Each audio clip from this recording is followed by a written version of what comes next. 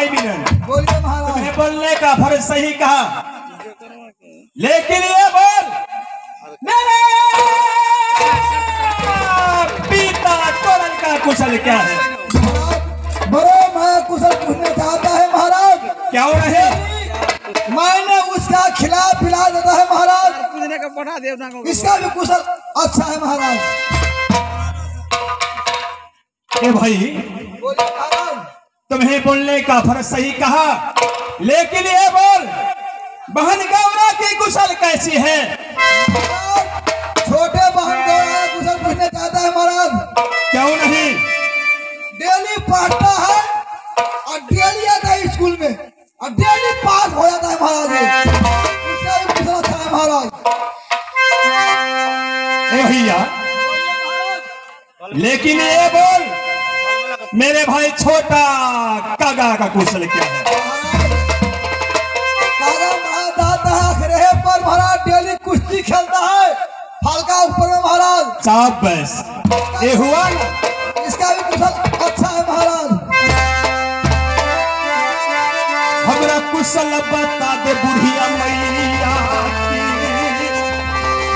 ऐसे कुशल न है बुढ़ावा हमारा बाबा, ऐसा कुशल में भाई काना भाई का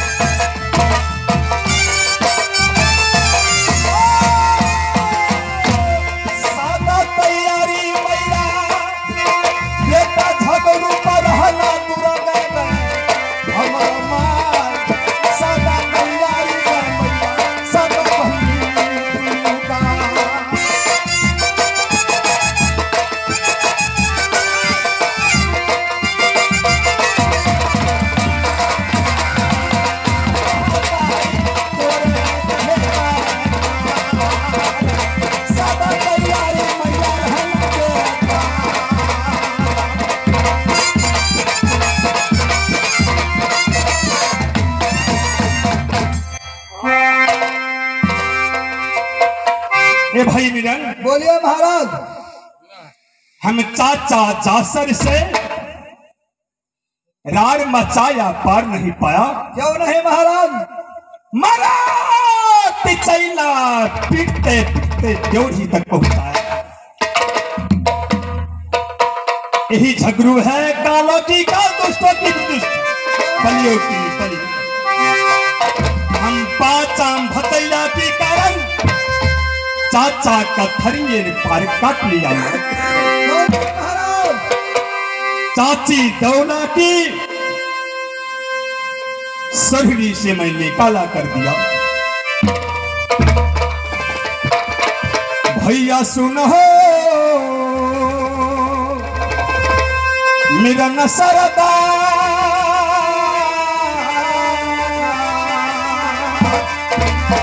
चाचा के मुँह धूल पर गजा ऊपर में हर दिन 700 भर निज पानी सर के ऊपर में कलपा।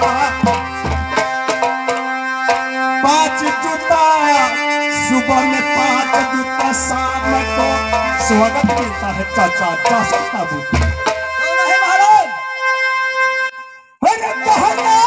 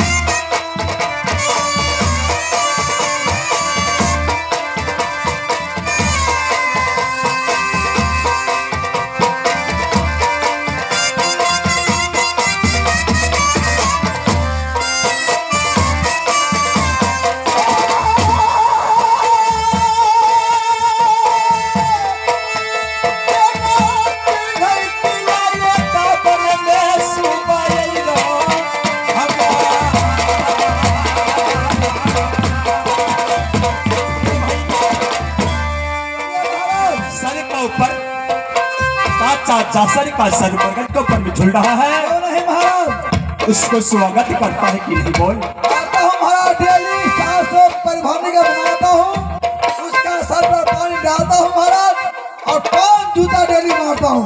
सही बोलता है कि गलत है बोल? महाराज मैं सही बोलता हूँ। नहीं मारा, नहीं मारा, विश्वास नहीं करूँगा। खोलो बता दही अवन करो सोहरी।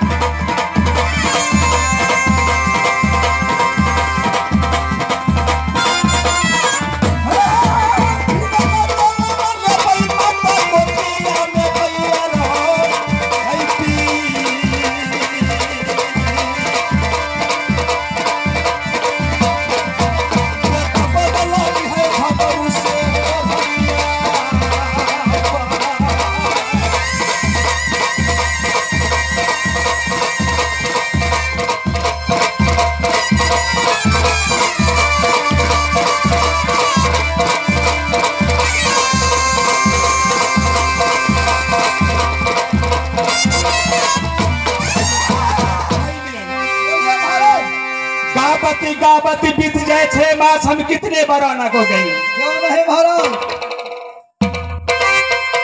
चाहिए जाना तो